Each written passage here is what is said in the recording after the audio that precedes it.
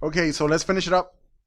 Let's look at number 6. Number 6 says, when graphing the function 1 over x minus 3 plus 2, how does it compare to the parent function? So what is the parent function for this? The parent function is going to be the rationals f of x is equal to 1 over x.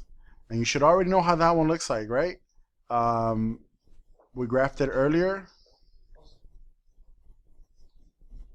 So how do we graph 1 over x? It has the asymptotes here at x is equal to 0, at y is equal to 0, and it goes through here, right? This is the parent function.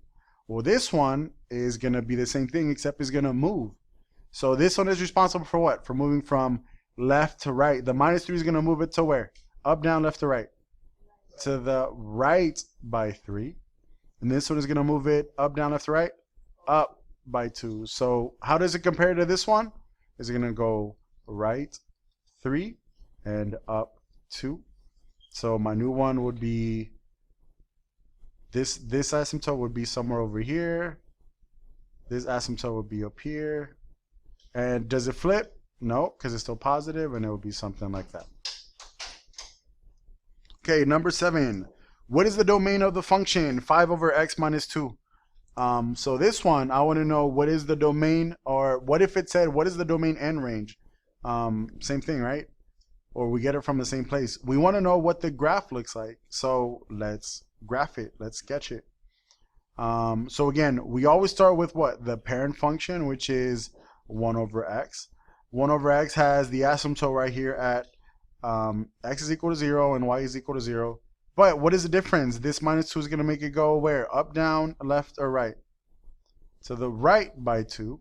And this 5 is actually going to do what? A vertical stretch. So the asymptote that used to be right here is now going to be 2 to the right. 1, 2 is going to go through here. Does this one move? No, it didn't move up or down, so this one stays the same. And the 5, all it's going to do is it's going to stretch it up, or it's going to stretch it vertically. So it's not going to hug the asymptote as much. It's going to come out a little bit more like that.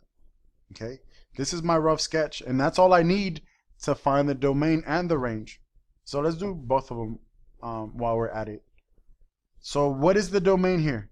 The domain is all the numbers that exist in the x.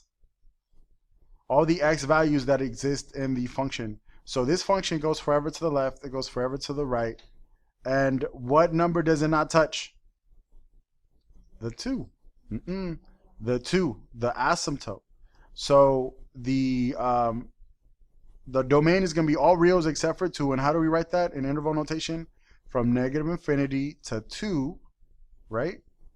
Non-inclusive, with the union of 2 to infinity. So from negative infinity to 2, and then from 2 to infinity, not including 2.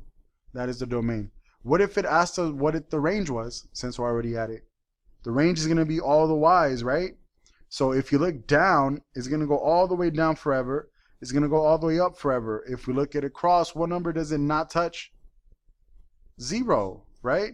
So it's going to go from negative infinity to 0 with the union of 0 to infinity. So this is the domain and this is the range. And that's all. So that's what we use the sketch. We have to know how to graph it because that'll show me where the asymptotes are and how it behaves. Number 8. The time it takes to fly from Houston to Chicago varies inversely with the velocity of the aircraft. If it takes 2.5 hours to make the trip going 800 miles an hour, how long would it take going 600 miles an hour? So this is the key words, varies inversely. What does that mean? When one goes up, the other one goes down. The faster you go, how long is it going to take? Longer or shorter? Shorter, right? One gets big, the other one gets small. So what do we use? So let's say time is going to be x. What is going to be y? The velocity is going to be y. So how do we set up inverse variation? Is going to be xy at the beginning is equal to xy at the end, right? To distinguish them, we could put x1, y1, x2, y2. So what is the first x and y? So if it takes 2.5 hours, that's going to be my first x. Going 800 miles an hour, that's going to be my first y. How long would it take going 600 miles an hour? What is this, x or y? This is y. So how long? X is the one I want. So the first x and y is going to be 2.5 times 800. This is going to equal to x, I don't know it, is going to equal to 600x. So 2.5 times 800, I have my calculator here. 2.5 times 800 is equal to 2,000. So 2,000 is equal to 600x. And how do we get x by itself? We divide both sides by 600. And so what is my final answer? 2,000. 3.33. 3.33. It'll take 3.3 hours. So does that make sense? I was going 800. Now I'm going slower, right? So it's gonna take longer, and that's all. Okay, last one. This one, given that x and y vary inversely and x is 5 and y is 4, which function models the variation? So this, what are the keywords? Vary inversely. So how do we set it up? xy at the beginning is equal to xy at the end, right? So what is the first x and y? It's going to be 5 and 4. So it's going to be 5 times 4 is equal to, do I know the xy at the end? No, it just wants the model, so we don't know the xy at the end. What is 5 times 4? 5 times 4 is 20. 20 is equal to xy.